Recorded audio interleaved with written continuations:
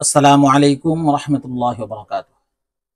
সম্মানিত সুধী, আজকে আমরা আলোচনা করব হযরত উসমান রাদিয়াল্লাহু তাআলা আনহু এর স্ত্রী এবং সন্তানদের সম্পর্কে। সম্মানিত সুধী, হযরত উসমান রাদিয়াল্লাহু তাআলা আনহু একের পর এক ৮টি বিবাহ করেছিলেন এবং তার ৯ জন পুত্র সন্তান ও ৭ জন কন্যা সন্তান ছিল। হযরত উসমান রাদিয়াল্লাহু তাআলা আনহু এর প্রথম স্ত্রী রুকাইয়া বিনতে রাসূলুল্লাহ সাল্লাল্লাহু আলাইহি ওয়াসাল্লাম। এই স্ত্রী থেকে তার একজন ছেলে সন্তান ছিল, নাম হচ্ছে আব্দুল্লাহ। উসমান রাদিয়াল্লাহু তাআলা আনহু এর দ্বিতীয় স্ত্রী হযরত উম্মে কুলসুম বিনতে রাসূলুল্লাহ সাল্লাল্লাহু আলাইহি ওয়াসাল্লাম। এই স্ত্রী থেকে তার কোনো সন্তান ছিল না।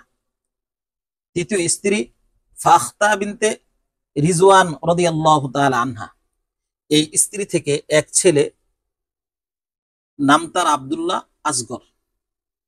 চতুর্থ স্ত্রী উম্মে আমর বিনতে জুনদুব আল আজদিয়াহ রাদিয়াল্লাহু তাআলা আনহা। এই স্ত্রী থেকে তার 4 জন ছেলে সন্তান ছিল, আমর, খালিদ, আবান এবং ওমর, এবং একজন কন্যা সন্তান ছিল যার নাম হলো মারিয়াম। হযরত ওসমান রাদিয়াল্লাহু তাআলা আনহু এর পঞ্চম স্ত্রী ফাতেমা বিনতে ওয়ালিদ রাদিয়াল্লাহু তাআলা আনহা। এই স্ত্রী থেকে 2 জন ছেলে, ওয়ালিদ এবং সাঈদ, এবং একজন মেয়ে উম্মে সাঈদ। হযরত ওসমান রাদিয়াল্লাহু তাআলা আনহু এর ষষ্ঠ নম্বর স্ত্রী উম্মুল বলি বিনতে উয়াইনিয়া রাদিয়াল্লাহু তাআলা আনহা।